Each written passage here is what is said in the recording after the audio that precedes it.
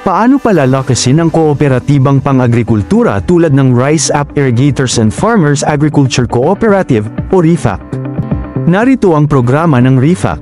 Dahil sa masusing pag-aaral ng aming kooperatiba at sa laki ng aming sakahan na humigit kumulang na 800 hektarya, kinakailangan namin ng isang rice processing center na tutugan sa pangangailangan ng aming mga miyembro sa loob ng 7 barangay. Ang unang hakbang, sa pamamagitan ng Agri-Integrated System Solution o AISS, na isagawa namin ang area mapping ng sakahan para mapabuti ang produksyon at yield prediction. Magiging mas epektibo ito gamit ang agriculture drones para sa makabagong pag-a-apply ng binhi at foliar sa sakahan. Ang pangalawang hakbang, mga kinakailangang makinarya para sa produksyon. 2 farm tractors, para sa mabilis na paghahanda ng 2 hektarya kada araw. Hand tractors, para sa maliliit na sakahan at high-value crops. Rice transplanter o agricultural drone, para sa makabagong pagtatanim. Solar water pump, para sa mga sakahang kulang sa patubig. Grass cutters, para sa mabilis na maintenance ng gulayan. 2 harvesters, para sa mabilis na pag-ani, lalo na sa tag-ulan. 6-wheeler truck, na meron 200 sakong kapasidad, para sa paghahatid ng produkto sa iba't ibang kooperatiba, na konektado sa programa ng kooperatiba o Cooperative Cooperation Network, at paglikom ng palay mula sa 800 hektarya. Warehouse, para sa imbakan ng 3,000 hanggang 5,000 na sako ng palay. Recirculating dryer, 20 na toneladang kapasidad para sa murang pagpapatuyo ng ani. Rice mill system, kasama ang sack sealer at iba pang kagamitan. At pangatlong hakbang, ang Agri-Integrated System Solutions o AISS, ay isang digitalisasyon ng buong proseso ng agrikultura, mula pagtatanim, dokumentasyon, pag-aani, hanggang sa pagbebenta sa bagsakan, sa loob ng BC Agri System. Ito ay konektado rin sa pabili online store na magpapalakas sa kalakalan ng kooperatiba at magbibigay benepisyo tulad ng mababang presyo, patron rewards, at iba pang serbisyo. Mag-uugnay ito sa mga miyembro at komunidad na nais sumali sa kooperatiba. Mga hakbang kung paano kikita ang isang kooperatiba sa isang rice processing center. Sa 100 sako ng rice paddy, gamit ang mga nasabing makinarya lamang. Una, ang seeding process. Pangalawa, ang land preparation. Pangatlo, ang planting and stages of growth. Pang-apat, ang post-production. Pang-5, ang logistic. Pang-6, ang warehouse. Pang-7, ang dryer machine. Panghuli, ang rice mill. Komputasyon sa pagkita ng mga makinarya sa loob ng kooperatiba. Sa land preparation kailangan ng farm tractor, na nagkakahalagang 3,500. Hand tractor, 2,400. Para sa mga non-irrigated o walang water source.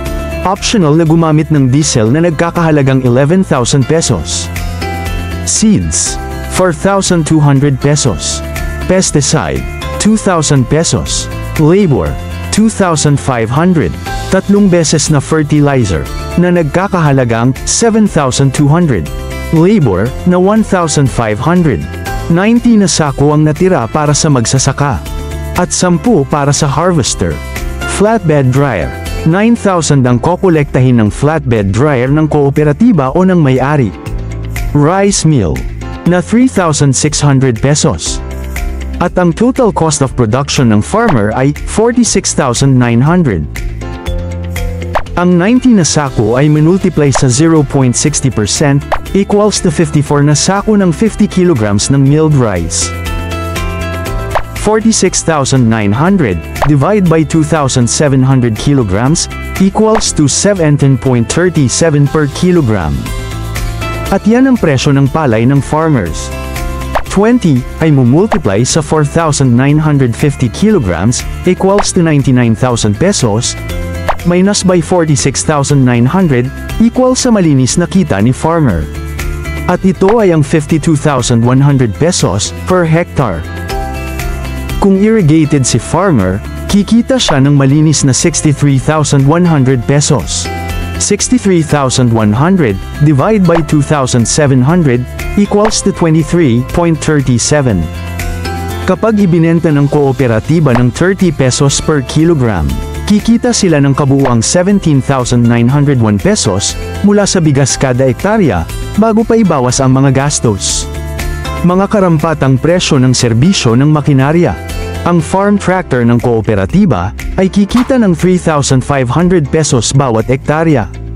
Ang hand tractor ay kikita ng 2,400 pesos bawat ektarya.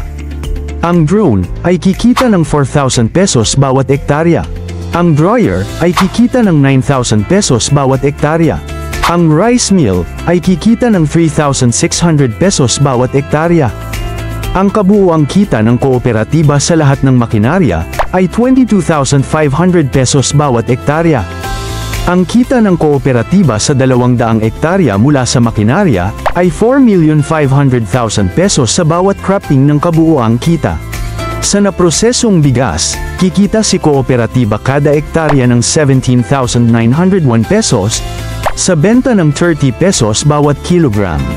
Ang kita ng kooperatiba sa 200 ektarya ay mamultiply sa 17,901 pesos equals 3,580,200 pesos net. Ang total na kikitain ng kooperatiba per cropping sa 200 ektarya lamang ay 8 million pesos. Buod ng makinarya at komputasyon ng pinansyal na kakayahan. Drone na 780,000 pesos. Circulating dryer na 3.5 million pesos para sa kapasidad na 15 to 30 na tonelada bawat oras. Rice milling machine na 1.2 million pesos para sa kapasidad na 15 to 20 na tonelada bawat araw. 5 hand tractor na 375,000 pesos.